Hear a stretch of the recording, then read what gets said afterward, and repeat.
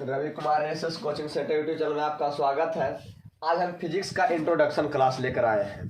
देखिए, physics introduction class में physics क्या है, किसे कहते हैं, सभी को बारे में हम विस्तृत जानकारी देंगे। तो साफ ऊपर लिखा गया है फिजिक्स इंट्रोडक्शन, यानी भौतिकी का परिचय। यानी भौतिकी से हम आपका क्या कराएंगे, परिचय कराएंगे। सबसे पहले कहता है what is physics. What is physics कहता है, व्हाट इज फिजिक्स यानी फिजिक्स किसे कहते हैं, फिजिक्स क्या है, इसके बारे में जानेंगे हम लोग। तो कहता है that branch of science by which, कहता है that branch of science which by be study about दो बार वर्ड लिखेगा, about the four states of matter. क्या कहता है, फोर स्टेट ऑफ क्या है, matter and their energy and the mutual interaction between matter and energy. कहता है matter and energy in a systematic way is called, क्या कहलाता है, फिजिक्स। यानी फिजिक्स कहते हैं कि इसको हिंदी हम लोग जानेंगे। कहता है फिजिक्स भौतिक विज्ञान की वह शाखा है जिसके अंतर्गत क्या है, जिसके अंतर्गत हम पदार्थ की चारों अवस्थाओं, उनकी ऊर्जा तथा पदार्थ और उनके द्वारा बीच जो पारस्परिक संबंध बनाता है और उसको क्रमबद्ध जो हम लोग ज्ञान को बारे में अध्ययन हम लोग करते हैं, उसी को हम लोग क्या कहते हैं, फिजिक्स कहा जाता है। ये आपके हिंदी में। उस वक्त पढ़ेंगे व्हाट इज प्लाज्मा। प्लाज्मा क्या है, प्लाज्मा किसे कहते हैं। कहता है the fourth state of matter is called, क्या है, प्लाज्मा। कहता है जो पदार्थ की जो चतुर्थ अवस्था होती है, पदार्थ की जो चौथी अवस्था होती है, उसी को हम लोग क्या कहते हैं, प्लाज्मा कहते हैं। लिखे अभी पदार्थ की चतुर्थ अवस्था को प्लाज्मा कहते हैं। बोलिएगा आप जाने। कहता है फिर देखिए, कहता है ionic gas molecule are atoms are called plasma. कहता है इसका हिंदी हुआ, कहता है आयनिक गैस और मॉलिक्यूल जो परमाणु होते हैं और उसी को लोग क्या कहते हैं, प्लाज्मा कहते हैं। यानी आयनिक गैस के अणुओं या परमाणुओं को प्लाज्मा कहा जाता है या प्लाज्मा कहते हैं। इसमें कहता अगर किसी गैस के अणु या परमाणु, अगर कोई गैस है उसकी अणु या परमाणु, क्या है, अणु या परमाणु को चाहे धनायन या ऋणायन।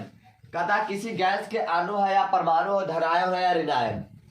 कहता है आवेश से धनायन या ऋणायन आवेश से अगर उसको हम आवेशित करेंगे, कर दिया जाए, आवेशित अगर कर दिया जाए तो गैस की इसी अवस्था को, जो गैस से उस अवस्था में जो आया, उस जो अवस्था उसमें आई, उस अवस्था को हम लोग क्या कहते हैं, प्लाज्मा कहते हैं। अगले प्लाज्मा की उत्पत्ति वायुमंडल के ऊपरी भाग में होती है। जो प्लाज्मा है उनकी उत्पत्ति वायुमंडल का होती है, ऊपरी पार्ट में होती है। जब आपको दिखाएंगे फिगर में, आपको यहाँ लग रहा है, उसको समझाते हैं फिगर को। कहता है उससे इसे आयन मंडल कहा जाता है। जो कहता है जिस मंडल में प्लाज्मा की जो उत्पत्ति होगा उस मंडल का नाम क्या है, आयन मंडल है। क्या नाम है, आयन मंडल नाम है। जब लगते हैं कैसे प्लाज्मा की उत्पत्ति हुई, तो सबसे पहले देखिए ये आपका एक मंडल ये हुआ, वन मंडल, दो मंडल, ये तीन मंडल, ये चार, ये पांचवा मंडल। पांचवा मंडल को हम लोग बहिर्मंडल कहते हैं। क्या कहते हैं, बहिर्मंडल कहा जाता है। देखिए अगर हम लोग पहला चलेंगे तो पहला मंडल को हम लोग क्या कहते हैं, क्षोभ मंडल कहता है। क्या कहा जाता है, क्षोभ मंडल कहा जाता है। ट्रोपोस्फीयर कहा जाता है। क्या कहता है, ट्रोपोस्फीयर। तो ये है जो 5 से 10 किलोमीटर इसकी एरिया होती है। क्या होती है, 5 से 10 किलोमीटर इसकी एरिया होती है। दूसरा है आपका समताप मंडल, यानी स्ट्रेटोस्फीयर। स्ट्रेटोस्फीयर में आपका है, इसकी जो एरिया होती है 50 से 60 किलोमीटर। कितना एरिया होता है, 50 से 60 किलोमीटर एरिया होती है। ये तीसरा जो आप देख रहे हैं डार्क लाइन से रंगा हुआ, इसको हम लोग क्या बोलते हैं, मध्यमंडल बोलते हैं। क्या बोलते हैं, मध्यमंडल, यानी मेसोस्फीयर कहा जाता है। क्या कहता है, मेसोस्फीयर कहा जाता है। अगला है आपका चौथा मंडल, जिसको आयन मंडल कहते हैं, आयनोस्फीयर। क्या कहता है, आयनोस्फीयर। इसकी जो एरिया होती है वह 300 किलोमीटर होता है। कितना एरिया होता है, 300 किलोमीटर।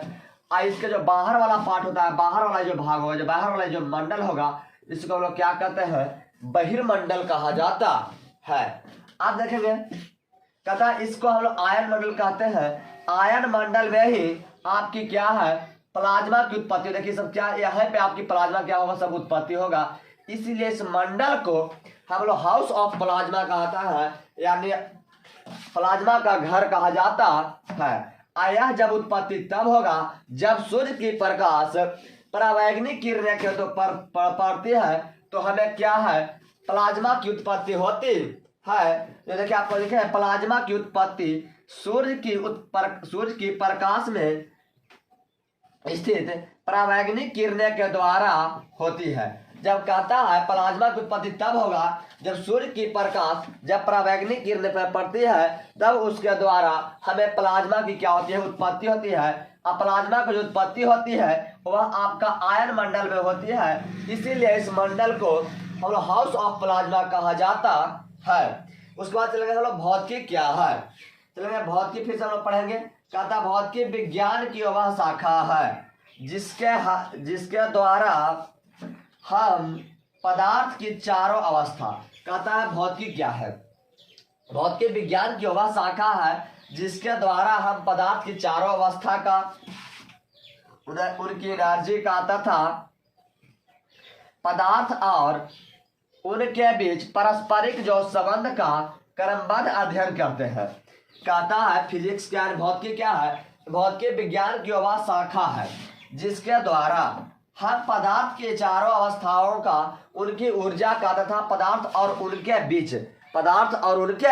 बीच जो ये पारस्परिक जो संबंध का क्रमबद्ध जो हम लोग अध्ययन करते हैं, उसी को हम लोग क्या कहते हैं, भौतिकी कहते हैं। अगर दूसरे शब्दों में देखा जाए, दूसरे भाषा परिभाषा, कहता भौतिकी विज्ञान की वह शाखा है जिसके हम प्राकृतिक के नियम तथा प्राकृतिक घटनाओं के बारे में, कहता है दूसरे शब्द विज्ञान है, भौतिकी है विज्ञान की वह शाखा है जिसके हम प्राकृतिक के नियम तथा प्राकृतिक घटनाओं के बारे में अध्ययन करते हैं, उसे भौतिकी कहते हैं। उसे क्या कहते हैं, भौतिकी कहते हैं। देखिए कहता है physics is that branch of science, कहता है physics is that branch of science by be study about the law of nature and nature of phenomena यानी घटना।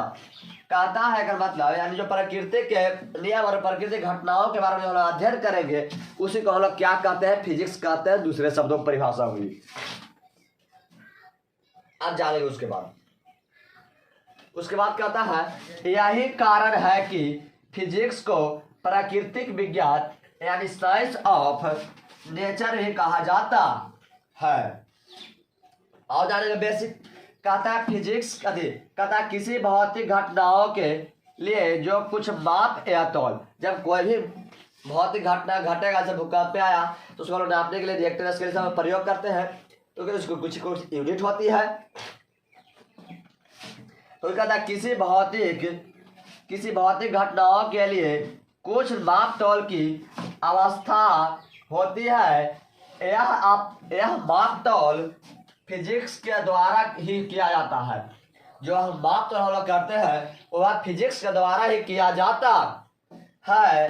यही कारण है कि फिजिक्स को माप तौल विज्ञान भी कहा जाता है। क्या माप तौल विज्ञान भी कहा जाता है।